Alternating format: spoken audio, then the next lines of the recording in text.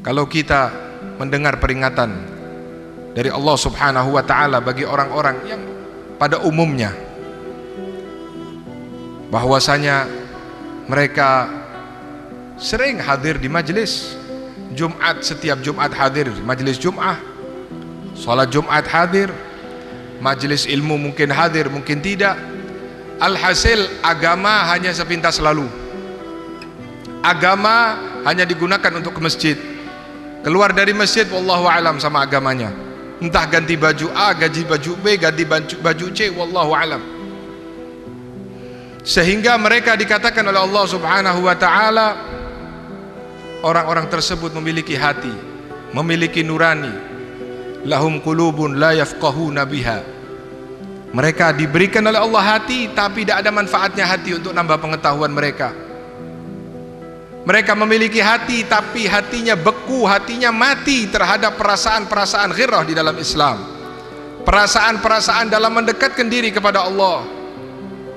Sehingga sebagian dari mereka yang mengaku mereka umat Nabi Muhammad SAW merasa alergi dengan aturan-aturan yang berbau dengan keislaman. Baru saat-saat ini saudara, baru saat-saat ini, tahun-tahun ini, adzan di masjid dipermasalahkan. 350 semenjak Islam masuk di Indonesia, 7 abad, 8 abad tahun yang lalu, 800 tahun yang lalu, baru tahun-tahun ini orang-orang di sana mempermasalahkan dari namanya adzan. Panggilan umat Islam untuk menuju sholat, untuk di masjid melakukan sholat. Dan sebagian yang tertipu adalah orang-orang Islam sendiri yang membuat peraturan, yang memulai mempermasalahkan daripada peraturan adzan.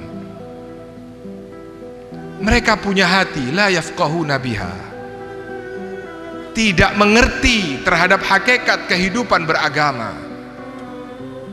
Lahum a'yunun la yubsiruna biha, mereka punya mata tapi mereka tidak bisa melihat. Seakan-akan tertutup hidayah Allah di mata mereka. Kebaikan yang sebaik apapun terlihat jelek di muka mereka. Lahum adhanun la yasma'una biha, mereka diberikan oleh Allah telinga, tapi sesungguhnya mereka tidak mendengar alias tuli. Jika disampaikan kepadanya ayat-ayat Allah, jika disampaikan kepadanya hadis Rasulullah, jika disampaikan kepadanya nasihat para ulama salafun salih, jika disampaikan kepada mereka nasihat-nasihat kebaikan yang muncul dari mereka, tulisan mereka, perbaiki dulu dirimu, nggak usah nasihatin orang lain, nggak usah ngomongin orang lain, dirimu dulu. Mengapa tidak menggunakan telinganya? Jangan dilihat, kata Sayyidina Ali bin Abi Thalib, unzur ma qal wa la tanzur man qal. Lihat apa yang diucapkan, jangan melihat siapa yang mengucapkan. Wa in kan, orang yang di bawah kalian, walaupun orang yang mungkin di bawah kalian. Kita diminta untuk memperhatikan, kita diminta untuk mendengar nasihat-nasihat tersebut, sehingga jangan sampai kita dikategorikan sebagai manusia-manusia waliyadzubillah seperti yang terjadi kepada kaum Nuh alaihissalam wa ala nabiyina afdhalus salatu wassalam, di mana dakwah yang dilakukan oleh Nuh alaihissalam, Nuh pun mengeluh kepada Allah Subhanahu wa Ta'ala bahwasanya kaumnya menutup telinga-telinga mereka dari ajakan Nabi Nuh untuk beriman kepada Allah. Kita sudah bisa merasa, hadirin, tidak usah kita lihat sana sini, terasa bahwa keadaan itu menimpa umat Islam di Indonesia yang memperjuangkan nilai-nilai Islam, kemuliaan Islam, semuanya diserang sendiri oleh orang Islam, dijatuhkan sendiri orang-orang Islam. Biarkan, tidak apa-apa pemimpin kafir, pemimpin bukan Islam, yang penting jujur daripada yang Islam, tetapi dia korupsi. Kenapa membuat alasan seperti ini? Kenapa engkau tidak mencari pemimpin yang Islam yang jujur?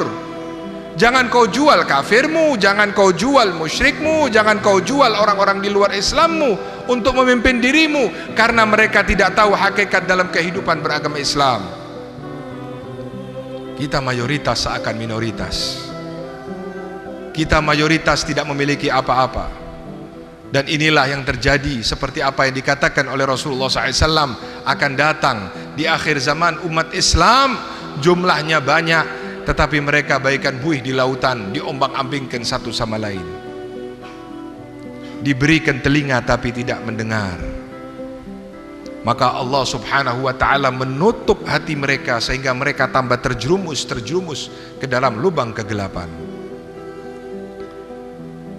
Maka marilah kita tidak usah menoleh kanan kiri, kita kembali sama diri kita di hari syukur kemerdekaan ini.